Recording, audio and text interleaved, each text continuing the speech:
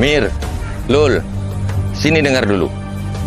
Fitnah dan gibah yang dilakukan sama kawan kalian itu asbab bisikan setan. Dan amarah yang ada dalam hati kalian mendengarkan fitnah-fitnah itu juga karena tiupan setan. Kalau keburukan dibalas dengan keburukan, terus jadinya apa? Tapi kami marah karena dia dulu yang garai, Bang. Kalau nggak digarai, mana kami marah-marah? Ini entah apa-apa dia bilang tentang kami. Gara-gara mau jadi ketua wirid aja sampai segitunya. Kalau memang dia mau kali jadi ketua wirid, ambek. Aku pun nggak mau kok jadi ketua wirid.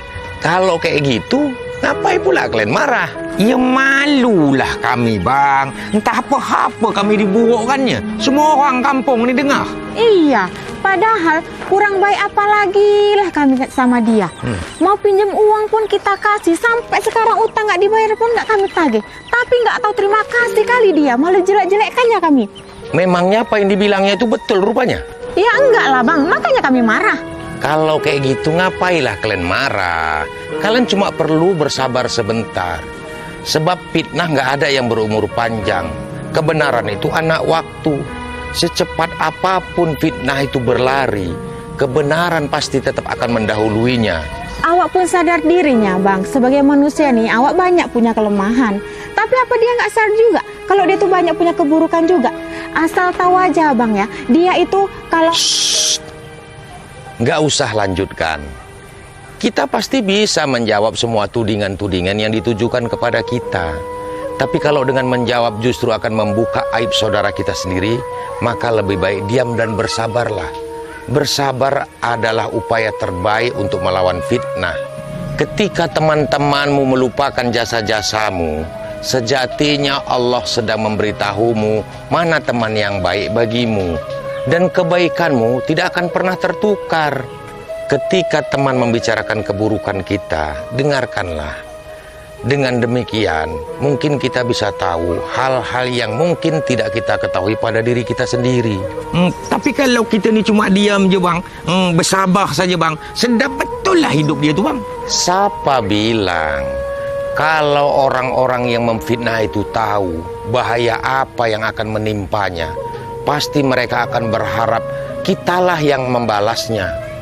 Karena ketika orang yang difitnah itu bersabar dan menyerahkan segala sakit hatinya kepada Allah Subhanahu wa Ta'ala, maka sesungguhnya dia, orang yang memfitnah itu, sedang dalam keadaan yang celaka.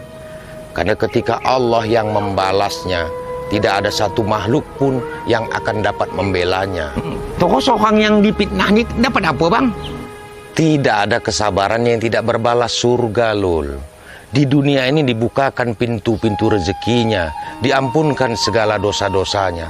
Sejatinya orang yang memfitnah kita sedang mentransfer segala amal ibadahnya kepada kita. Sekalipun amal ibadahnya tidak mencukupi, maka dosa-dosa yang pernah kita lakukanlah yang akan diserahkan kepadanya. Sedap juga ya, Dek. Oleh karena itu, berhati-hatilah menjaga lisan kita.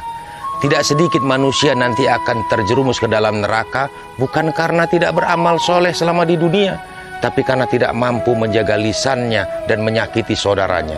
Kitab yang paling sulit dibaca dan dipelajari bukan Al-Quran, tetapi membaca diri sendiri.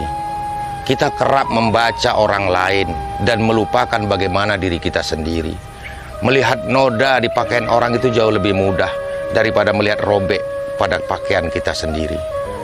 Dengan menghinakan orang tidak membuat kita menjadi mulia. Dengan merendahkan orang tidak akan membuat kita menjadi tinggi. Dengan menjelekkan orang tidak juga akan membuat kita menjadi baik, tetapi justru akan memperjelas keburukan diri kita sendiri. Tetaplah menjadi baik, sekalipun orang lain menyatakan diri kita buruk.